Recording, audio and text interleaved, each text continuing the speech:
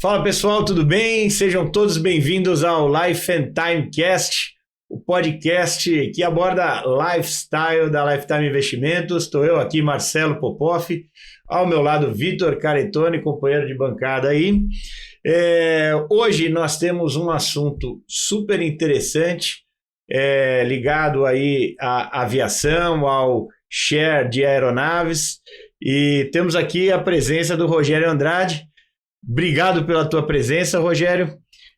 Antes de tudo, e até para a gente avançar no assunto aqui, que é super interessante, eu particularmente gosto muito, eu queria agradecer a Innova Business School, né, Vitor, que a gente tem um presente aqui para o Rogério. Isso aí. Se puder comentar um pouquinho. Vamos lá, com certeza. Nosso patrocinador hoje é a Innova Business School. Eles são um conglomerado de empresas aí que eles têm desde a consultoria para empresas até a parte de editora, que é de onde vem esses livros, e principalmente a parte de cursos, que é uma parte super interessante, onde eles focam em Trends Innovation, que é basicamente você olhar a inovação, só que com aquela lente das tendências de curto e médio prazo que estão acontecendo no mercado. Então, esses cursos eles são mais focados ali para C-Levels, para que esse pessoal das empresas possa, de fato, ir se adaptando ao longo do tempo e prosperar os negócios, tá? Então, a leitura é maravilhosa e fica aqui, então, presente para o Rogério. Obrigado, Vitor. Bacana. Legal. Só um recado aqui que eu acho que também é importante. A gente continua com a nossa campanha de doação de fundos aí para o pessoal do Rio Grande do Sul. Na descrição do vídeo a gente vai ter o link que transporta você para a página de doação. É isso aí, pessoal. Importante ajudar aí, tá bom? Curta, compartilhe o nosso conteúdo aqui, clica no sininho para se cadastrar e vamos nessa. Rogério, obrigado pela tua participação. E eu acho que é importante aqui você comentar um pouquinho de quem é você, como começou e por onde que a Avanto hoje caminha. Sei que compartilhamento de aeronave é algo que eu acho que o core da empresa, mas vocês fazem mais coisa aí, né? Mas comenta um pouquinho dessa trajetória, meu amigo. É interessante, né, Marcelo e Vitor? Eu brinco que, na verdade, o produto que a gente vende na Avanto não é nem avião nem helicóptero, é tempo. E de fato, você pensar tempo como o nosso ativo mais valioso, né? Ele é um ativo que tem um valor, uma razão muito importante. Porque você parar para pensar, tempo é o nosso ativo mais escasso, mais perecível, mais limitado. E, portanto, a nossa grande missão é ajudar os nossos clientes, ajudar as pessoas que usam o serviço da Avanto a aproveitar melhor o próprio tempo. E irrecuperável, né? O tempo não volta. Irrecuperável, exatamente, né? O relógio não dá marcha ré, não é isso que diz o ditado? Então é fato isso. E eu acho que junto com essa nossa grande missão, nosso grande propósito de ajudar as pessoas a aproveitar melhor o próprio tempo, a gente tem 3 atributos ou 3 predicados que resumem bastante bem o que é a proposta de valor, o que é o negócio da Avanto, né? Então, o primeiro desses atributos é que a gente vai entregar essa solução de tempo sempre que o nosso cliente precisar. Então, para isso, basta que o avião seja solicitado com 24 horas de antecedência à decolagem e o helicóptero com 6 horas. Feito isso, é garantido que vai ter uma máquina, seja aquela específica que o cliente compartilha, uma do mesmo modelo, eventualmente até uma de um modelo superior, a custo da aeronave dele para atendê-lo. Para vocês terem uma ideia de quão forte é isso, mesmo quem tem um avião, um helicóptero próprio, não tem aeronave disponível 365 dias no ano. Por óbvio, o avião tem que parar para fazer manutenção, o piloto tira férias, sai de folga, então não tem avião todos os dias do ano na nossa solução, isso é possível. Legal. Então é bastante forte esse primeiro dos atributos, né? Uhum. O segundo atributo é que isso tudo vem sem nenhuma preocupação, sem nenhuma dor de cabeça. E diga-se de passagem, sem nenhuma perda de tempo também na gestão do ativo, né? Administrar um avião, administrar um helicóptero é uma coisa muito complexa. Tanto do ponto de vista de cuidar da manutenção, como garantir que o piloto está proeficiente, treinado e apto a fazer o voo. A própria organização da logística do voo é uma coisa complexa que toma tempo e toda essa parte chata de voar fica por nossa conta e o nosso cliente ele simplesmente usufrui do benefício de chegar do ponto A para o ponto B da maneira mais rápida e confortável possível. E por último, mas não menos importante, tudo isso custa uma fração do que custaria ter a própria máquina. Então, dentro dessa solução de compartilhamento, a gente divide os aviões e helicópteros em frações, Cada uma dessas frações vai representar um percentual de participação naquele determinado equipamento e vai dar ao nosso cliente o direito de voar um determinado número de horas por ano ou por mês.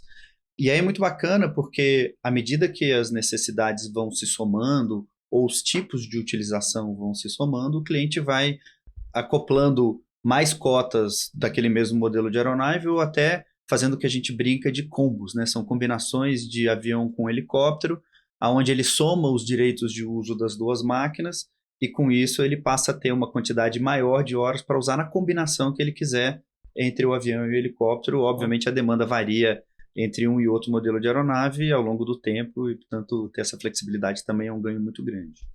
Pô, muito legal. Acho que a primeira pergunta que vale a gente explorar é o que é uma viagem que eu vou precisar, ou, enfim, o transporte que eu vou precisar de um avião e o que é o que eu vou precisar de um helicóptero, né? Porque muitas vezes isso acaba sendo, né? Pô, o cara que vai para o avião deve ter alguma razão, o cara que vai para o helicóptero tem outra, né? Eu acho que são dois fatores. O primeiro é a distância, né? Então, quanto mais longe você vai, mais para o avião a viagem se conforma. E a outra é se para onde você vai, você tem uma pista de pouso. Porque se não tiver uma pista de pouso, o helicóptero passa a ser a única solução. Ainda né? não inventaram. Então, via de regra, o helicóptero ele funciona bem até uma distância de 200 km do seu ponto de partida, 200 a 300, dependendo de ter ou não ter uma pista, e mais do que isso, o avião passa a ser a melhor maneira de se locomover. E tem a questão da capacidade de pessoas também, imagino. O helicóptero, até quantas pessoas? Nós oferecemos na Avanto 2 modelos de helicóptero. O Esquilo, que leva piloto mais 5 passageiros, e o Agusta, que leva piloto com copiloto mais 6. Então, obviamente, se você voa com mais gente, você vai precisar de um helicóptero maior. Caso contrário, o Esquilo é a solução. Agora, tem uma diferença também entre o Esquilo e o Agusta que é muito relevante. O Esquilo, ele voa, como a gente chama, visual, o que significa que o piloto tem que estar em contato visual com o solo o tempo todo. Por óbvio, quando você está voando à noite e não está voando sobre uma região iluminada, ou quando você está numa situação de meteorologia um pouco mais adversa, que você tem que furar uma camada de nuvem, o voo visual não é possível. E daí o voo por instrumento, que é o caso do Agusta, passa a ser a solução. Sim, o Agusta é o AW, né? Esse é top do top. É a Ferrari dos ares, como a gente brinca, né? Uma super aeronave. Legal.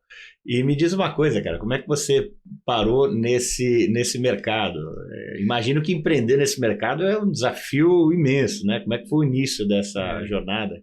É interessante essa conversa. Eu brinco que foi literalmente num papo de botequim que esse negócio começou.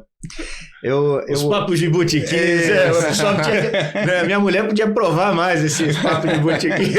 São muito importantes. É legal a história mesmo, porque a época que eu trabalhava numa empresa de consultoria, eu comecei minha carreira como consultor de negócios, e um consultor, ele, entre outras coisas, acaba viajando muito, né? Então, minha vida, naquele momento, ela se dividia entre Rio, São Paulo e qualquer outro lugar que o trabalho da consultoria me levava, né? Eu sou carioca, família mora no Rio. Na época, a namorada morava aqui em São Paulo, então muitas vezes no final de semana eu vinha a São Paulo no sábado, voltava para o Rio no domingo, segunda-feira já estava no aeroporto de novo para ir para algum outro lugar. E no começo isso é muito bacana, mas chega uma hora que cansa. Então eu estava contando essa história para um amigo de faculdade que trabalhava na Rio Bravo na época, Rio Bravo que é sócia da Avanto também, e ele falou, olha, tem um negócio que é uma startup que faz compartilhamento de helicópteros, que a gente fez um investimento recente, e a gente está precisando de um diretor financeiro, estamos trocando o diretor financeiro, você não quer ir lá conversar com o CEO e ver se você gosta do projeto e se interessa? E aí eu fui, e dizem que o aeroporto ele tem um ar mágico, né? Quando você chega lá, depois que você respira o ar da aviação, talvez seja o cheiro do querosene, não sei, você se apaixona. E de fato, assim, eu gostei muito do ambiente, eu adorei a ideia, especialmente, né, o modelo de negócio de compartilhamento.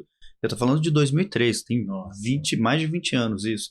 Era uma coisa super inovadora, né? Não se falava em economia compartilhada à época. Não. Esses conceitos como Uber, Airbnb, etc., estavam longe de nascer. E já existia isso para o mundo da aviação. Então, eu adorei o projeto, resolvi sair da consultoria e ir para essa empresa. 2 anos depois, o cara que era o CEO saiu e eu fui convidado a tocar a empresa. E aí, no final de 2010, começo de 2011, teve um rearranjo no negócio. A Rio Bravo quis dar uma acelerada no crescimento da empresa. E nesse momento eles me convidaram para fundar junto à Avanto. Então, desde 2011, a gente está nesse negócio de compartilhamento como Avanto. Acho que a grande diferença é que nesse primeiro modelo eram só helicópteros e a Avanto ela também faz compartilhamento de aviões, né? Então teve todo um ressignificado do negócio à época e a gente fundou a Avanto então em 2011. Então foi literalmente numa conversa de botequim. Olha que barato, que eu vim parar nesse mundo. É até uma coisa interessante de comentar, porque a maioria das pessoas que empreendem no mundo da aviação tem paixão por avião desde pequeno, muitas vezes são pilotos, né? E no meu caso não foi nada disso. Pra você ter uma ideia, eu nem tenho brevet, cara. Eu não piloto. Nem pra tirar uma onda, assim. Não... Nada. Eu brinco que pilotar a empresa já dá um trabalho danado, então a gente contrata os profissionais para voar os aviões e helicópteros. Com certeza. Ô, Rogério, imagino a empresa nesse modelo, né, onde você compra e aluga ou faz um compartilhamento, costumam ser empresas de muito capital intensivo, né? Então, só uma dúvida técnica aí, essa cota, o investidor, ele compra a cota ou ele paga mensalidades dessa cota? Só para... Na verdade, um cotista, né, um coproprietário de aeronave no modelo da Avanto, ele tem um conjunto de despesas similar àquele que ele teria se fosse dono da aeronave sozinho. Então, ele tem um investimento inicial, que é a aquisição da fração do avião ou do helicóptero. Depois ele tem um custo mensal, que é o rateio do custo fixo da aeronave. Então, aí basicamente piloto, seguro em hangar, nossa taxa de administração, a Avanto é remunerada exatamente nesse FII que ela cobra de cada um dos cotistas para operar o sistema. E aí toda vez que o cliente voa, ele está reembolsando o custo direto de voar, que basicamente são o combustível e a despesa de manutenção das aeronaves apropriada por hora de voo. Então fica uma coisa muito legal, porque... uma das grandes brigas que existem de pessoas que dividem avião, né? Eu falo que tem a propriedade compartilhada ou a aviação compartilhada, que é o nosso, e tem o avião dividido. A diferença é que o avião dividido são amigos que resolvem dividir um único ativo, competem entre si pela agenda da aeronave. Porque os feriados são sempre na mesma data, exatamente, né? Não conseguiram resolver isso ainda. Exatamente. E via de regra, tem discussões quando a aeronave para na oficina de como é que eles vão dividir a conta da manutenção. Tem manutenção que vence por tempo, tem manutenção que vence por hora. Então, dessa maneira como a gente fez, onde você apropria um pedacinho do custo da manutenção para cada hora voada, você não tem despesas pontuais, então quando a aeronave para fazer a manutenção, a conta já está paga, e quem voou mais vai ter contribuído mais também para aquela execução da manutenção. Então você consegue fazer esse cálculo uma forma extremamente inteligente, né? Porque eu tenho um amigo que ele fala assim, cara, a gente tem um avião lá, mas... Cara, vou ser sincero, a conta só fecha você voar todo santo dia, né? E nesse modelo é um modelo super inteligente. Né? Quanto que é essa diferença de custo para quem tem um Embraer 100 lá, né? O você tem lá, qual que é o... Deixa eu dar o exemplo do avião e do helicóptero para ficar fácil, falando de números para dar uma ideia de ordem de grandeza, né? Então, a fração do helicóptero, a menor fração do helicóptero que a gente tem é uma fração de 5%. Então, você compra 1/20 da aeronave, que vai te dar o direito de voar até 60 horas por ano. Pra vocês terem uma ideia do quanto representa 60 horas ano, alguém que tem uma casa no litoral norte de São Paulo, Maresias, Ilhabela, Juqueí, Baleia, se for 2 vezes por mês para essa casa, vai gastar exatamente 60 horas por ano de voo. Então é bastante coisa, né? Bastante coisa. Alguém que tem uma casa em Angra, por exemplo, vai gastar um pouco mais, mas gasta 120 horas por ano se forem os mesmos 2 finais de semana na média por ano. Então, ou seja, é bastante hora, né? 60 horas já é uma quantidade boa. Então, esse cliente que faz a compra da cota de 1/20 do esquilo, ele gasta $100 mil para comprar a cota, nós estamos falando de um pouquinho mais de R$500 mil, ou seja, é um preço de um bom carro, mas ainda está na ordem de grandeza de preços de carro. Depois ele tem uma despesa mensal na ordem de R$15 mil, que é um dinheiro, não é pouco dinheiro, mas para aviação é muito pouco dinheiro. E para cada hora que ele voa, ele vai gastar R$4.500. Então nós estamos falando de alguém que voe 5 horas por mês, vai gastar alguma coisa perto dos 30, 35 mil reais. isso não paga nem o salário de um piloto de quem tem uma aeronave sozinho. Então a economia é muito grande. Tá. Fora o risco, né, cara, que você tem, aí nesse caso de um trabalhista com o próprio piloto, etc, enfim, né, que tá diluído, né, quer queira, quer não. Não, eu acho que importante também é a própria proficiência do piloto, né, porque se você tem um piloto particular e você só vai voar 2 vezes por semana alguma coisa, ele faz aquele número de horas, o seu tá voando quase todo dia ali, né. Então o cara fica muito mais treinado, vamos dizer assim. Muito bem colocado. Eu falo que ainda, além desses atributos que eu mencionei no começo da conversa, tem um elemento que é super importante em aviação, que é a questão da segurança, né? E segurança ela é uma somatória de fatores. Para vocês terem uma ideia, a gente tem um selo de qualidade na Avanto, que é o equivalente ao ISO para o mundo da aviação privada, que chama SBAL. Esses caras, eles são os papas de segurança de voo, é uma entidade independente que é formada por pessoas que participam das entidades aeronáuticas dos principais mercados de aviação do mundo. Então tem gente do FAA, dos Estados Unidos, da EASA europeia, da entidade japonesa, da ANAC também. E esses caras definem quais são as melhores práticas de segurança de voo. Basicamente, eles vão auditar as empresas em 3 elementos. Como é que você contrata e treina seus pilotos, como é que você faz manutenção das aeronaves e como é que você opera as aeronaves.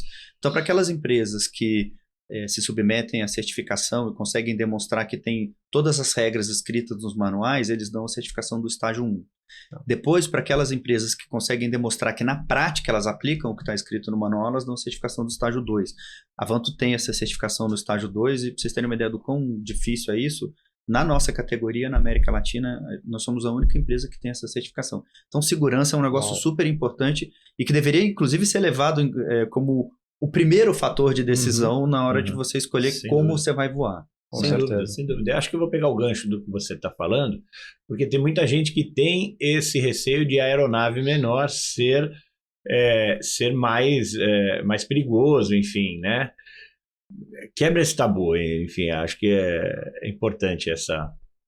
Eu diria que isso é um grande mito, porque desde que você voe a aeronave dentro dos limites para os quais ela foi projetada, ela é uma aeronave igualmente segura, seja ela um helicópterozinho ou um Airbus.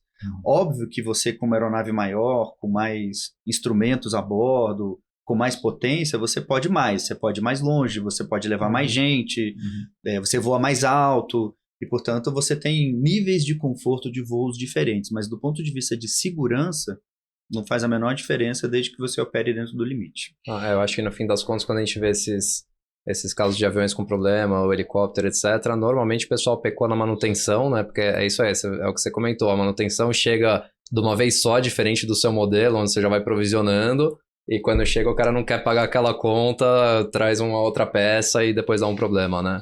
Eu diria que até mais do que isso. Assim, muitas vezes, quando você tem uma aeronave privada, fica na responsabilidade do piloto a gestão da manutenção também. E o piloto ele foi um profissional treinado para voar, não foi um profissional treinado para cuidar de manutenção. Então, se você tem um especialista para cada coisa, por natureza você tem uma operação que é mais segura, que é mais adequada àquilo que se precisa. Né? E além de tudo, você tem outras instâncias também, né? Porque se você deixa na mão de uma única pessoa toda a análise de risco, você está sujeito a algum erro de julgamento que não tem chance de ser corrigido por uma pessoa no passo seguinte do processo, né? Segurança ou acidente, dito de uma outra maneira, ele nunca é causado por um único elemento, ele é uma somatória de fatores que resultam no acidente. Então, quando você tem um processo bem estabelecido, com pessoas treinadas para avaliar o risco, você tem mais chance de deixar um eventual erro se transformar num acidente. Cara, acho que isso foi o teu, né, a vida pregressa à aviação, ter sido consultor deve ter ajudado muito, né, para operar a empresa como ela é hoje, não? Sem dúvida. Eu digo que eu construí uma belíssima escola, né? Eu acho que eu tenho o privilégio de ser engenheiro de formação também, nunca praticante, mas engenheiro de formação. Então, a faculdade também ajudou nessa questão, né, da estruturação, da organização das coisas. E tenho só que agradecer a minha experiência passada para ajudar a tocar a empresa hoje. Legal. Deixa eu fazer uma perguntinha aqui, porque na parte, com certeza, então, assim, de tempo, dor de cabeça, fração do preço, em todos esses atributos você ganha, mas provavelmente em alguns momentos você perde pro cara chamado ego, né? Porque eu imagino que tem muito proprietário de aeronave que quer falar, não, essa é minha. Eu não tenho uma fração. E aí, vocês têm recebido cada vez mais clientes que vão se convertendo ao modelo, ou tem aquela turma que é durona mesmo e quer bater e falar que é minha, por mais que a conta não feche, a segurança também não? Cara, essa pergunta é muito boa, porque eu brinco que o nosso grande concorrente no final do dia é a vaidade, né? Não é nenhuma das outras maneiras de voar. Mas tem uma coisa que eu acho que o conceito da economia compartilhada tem nos ajudado muito. Eu vejo que de quando a gente começou para agora, né? Nós estamos falando de 20 anos, mais de 20 anos na verdade, dá para perceber uma mudança de geração e de forma de pensar também, né? Hoje em dia, eu vejo que as pessoas elas são muito mais preocupadas em viver experiências únicas do que ter ativos únicos. Uhum. E aí, nesse contexto, o modelo do compartilhamento acaba sendo uma solução muito legal. Então, sendo essa uma forma de se diferenciar, né, mais do que só ter as coisas, porque ter coisa dá trabalho também, né? Toma tempo para administrar. Você tem um ativo, seja ele qual for, que você usa muito pouco, que custa um monte de dinheiro para comprar, outro tanto de dinheiro para manter, e que você não usa ainda te dá trabalho, é uma equação muito ruim, né? Uhum. Vira uma pedra no sapato, né? Um negócio que era para te dar prazer e economia de tempo, o cara vira... Você fica com um negócio ali no teu dia a dia, a luz piscando no painel o tempo todo, para você resolver, né? Exatamente. Para dar um exemplo de uma outra indústria, né, da indústria náutica, eu tenho muitos clientes nossos que têm barcos, né? E eu vira e mexe, eu os escuto reclamando que ele chega no final de semana para curtir, para descansar. E aí a primeira coisa que o marinheiro fala para ele quando o encontra é: doutor, a peça tal está quebrada, o sistema tal não está funcionando, a gente vai navegar com limitação. Pô, tudo que o cara não quer é isso, né? Então, essa economia de dor de cabeça... Exatamente, cara, é um problema. Né? Rogério, agora uma coisa eu achei super interessante. Você falou que o cotista, né? Posso chamar de cotista? Cotista. O cotista, se ele reservar a aeronave com 24 horas de antecedência no caso de avião, ou 12 horas no caso do helicóptero, 6 horas no helicóptero, ele tem certeza que ele vai ter uma aeronave disponível. Sim. Cara, qual que é a mágica? Porque eu imagino que assim, tudo bem, se é uma terça-feira à tarde, tá tranquilo. Agora chegou num feriado, um fim de semana de sol, um Natal, alguma coisa assim, todo mundo quer voar naquele momento, né? E ainda assim ele tem uma aeronave disponível? Ainda assim ele tem uma aeronave disponível. A dúvida, desculpa, indo um pouco mais além. Volta, né? Não? Eu vou te explicar por que isso é possível, cara. Todo esse nosso negócio é baseado em modelos estatísticos, né? Então, assim, não é todo feriado que todo mundo vai voar. Então, você tem uma ociosidade natural do uso dos ativos. Uhum. A agenda de uma pessoa com tantas possibilidades, ela também é uma agenda super concorrida. Então, por vezes você vai para sua casa de praia, por vezes você tem que ficar aqui porque tem um aniversário, um casamento, por vezes você está viajando para outro lugar onde você não vai usar a tua aeronave. Uhum. Então, no final das contas, a gente consegue ajustar as múltiplas demandas, mas dos clientes para garantir essa disponibilidade de aeronave sempre que o cliente precisa, mas no final do dia o segredo é a escala, né? Quanto mais aeronave você tem, mais fácil vai ficando. Uhum. Então, nesse momento que a Avanto está, fica cada vez mais fácil, né? E à medida que mais aeronaves chegam, mais fácil ainda fica. Para você ter uma ideia, quando a gente começou a operar, os helicópteros eram divididos em 5 cotas.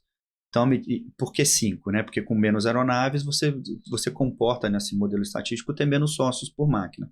À medida que a frota foi crescendo, a gente foi aumentando para 10, e agora é possível ter até 20 sócios nos helicópteros. Uhum. No caso dos aviões, a gente começou com 3, e agora já pode ter até 6 sócios por aeronave.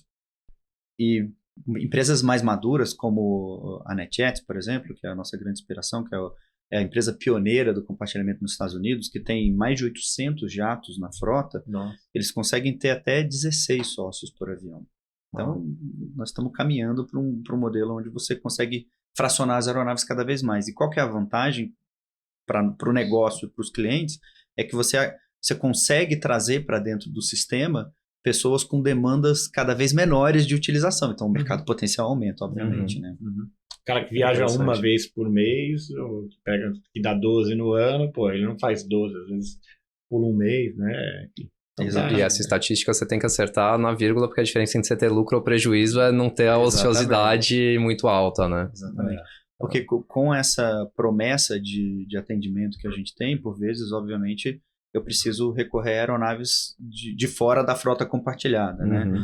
E até interessante porque isso acabou fazendo com que a gente fosse trazendo ou começando negócios novos. Então, o primeiro negócio que a gente começou foi um negócio de administração de aeronaves privadas. Então, um avião, um helicóptero que pertence a um dono só tem uma ociosidade enorme.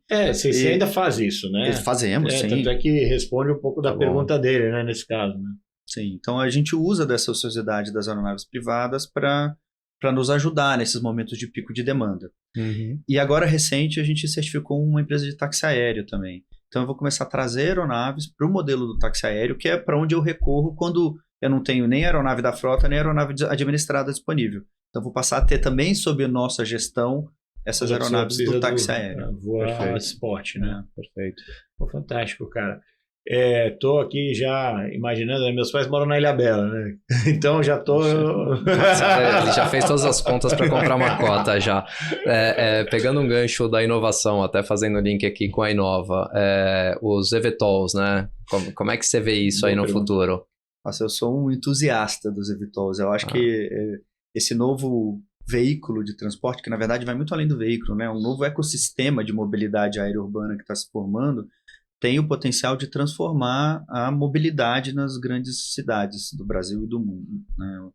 E qual que é a grande diferença do eVTOL para o helicóptero, que talvez seja o veículo mais parecido, né? Apesar do eVTOL ele ser um híbrido do avião com o helicóptero, porque ele pousa e decola vertical, mas no voo ele tem mais similaridade com o avião, porque ele tem uma asa, então ele tem uma forma de planeio diferente do helicóptero propriamente dito.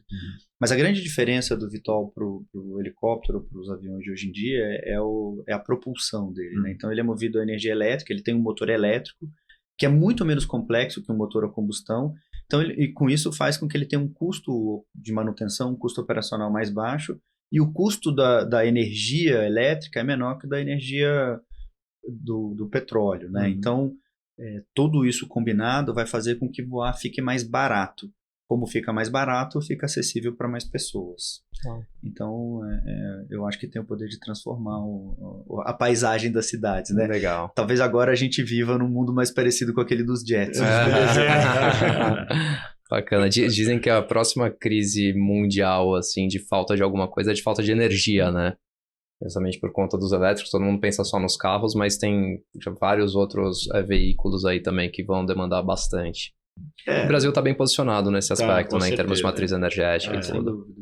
Sem dúvida. Mas mesmo assim, eu acho que é um grande pepino para ser resolvido ainda, né? Tem muita coisa para acontecer antes do eVTOL, da mobilidade aérea urbana com os eVTOLs se tornar uma realidade, né? O primeiro passo, óbvio, é o equipamento existir, mas você, junto com isso, precisa ter uma infraestrutura de pouso e decolagem que seja muito bem organizada. Porque aqui, por que a gente se encantou com esse projeto do eVTOL? Porque ele se encaixa perfeitamente com a nossa proposta de valor, né? Nós vamos prover para mais pessoas a oportunidade de usar melhor o próprio tempo, de otimizar o próprio tempo. Só que se você não tem os vertiportos, como é o nome dos pontos de pouso e decolagem dos eVTOLs, muito bem localizados e muito bem, e diga-se de passagem, espalhados ao longo, né, na cidade, você perde uma das grandes vantagens do eVTOL, que é conseguir te levar de um lugar para o outro da maneira mais rápida possível.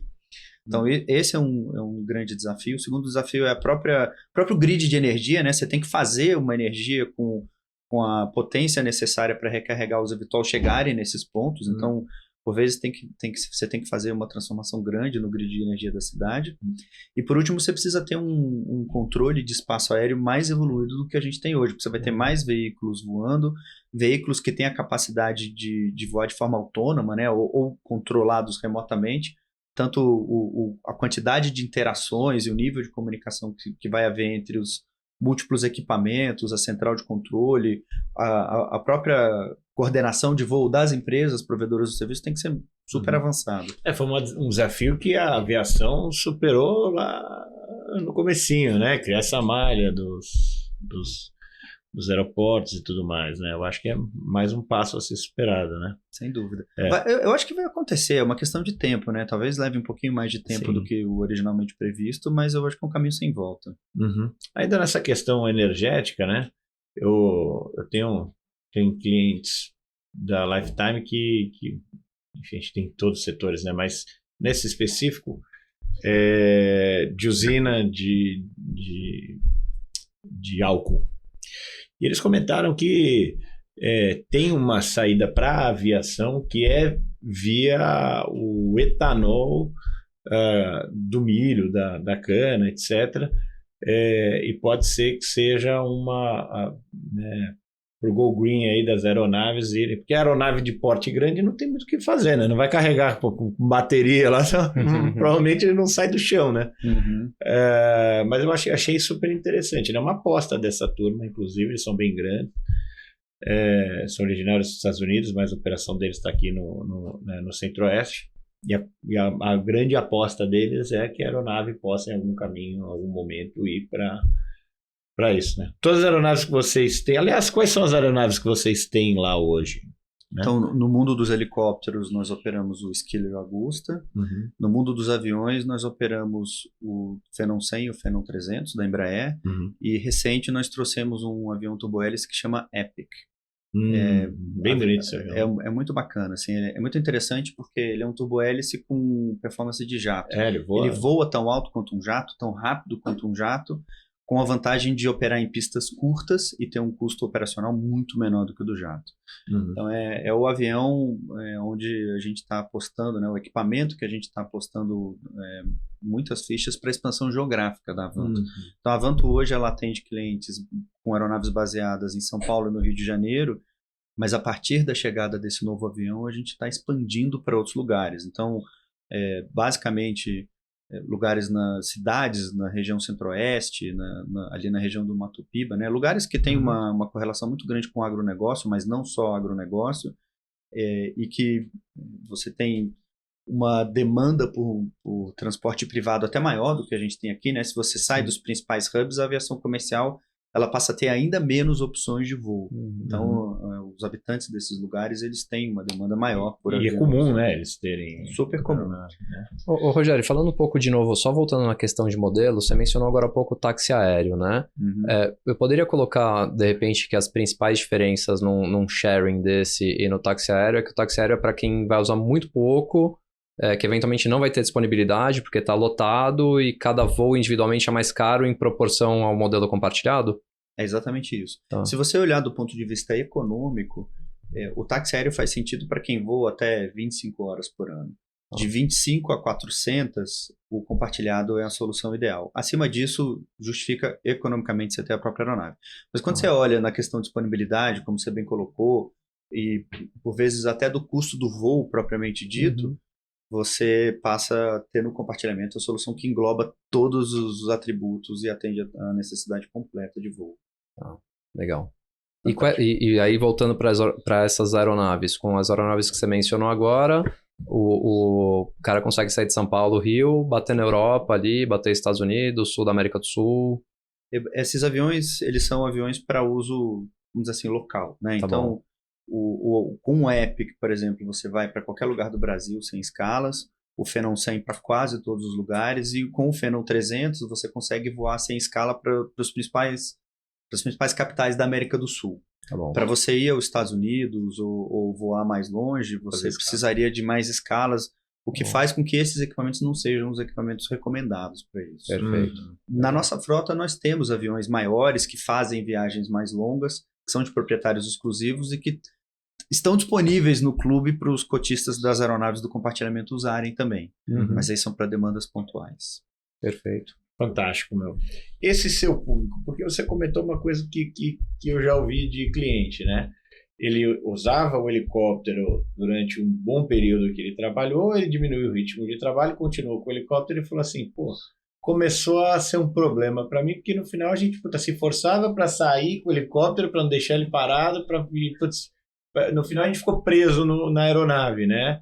E ele comentou até a mesma coisa para a embarcação, que chegou lá no Natal com uma viagem, né, ou passar um tempo lá em Angra, no primeiro dia a embarcação quebrou, cara, ele falou assim, aí eu aluguei um dia lá e nunca mais eu vendi a minha embarcação e nunca mais.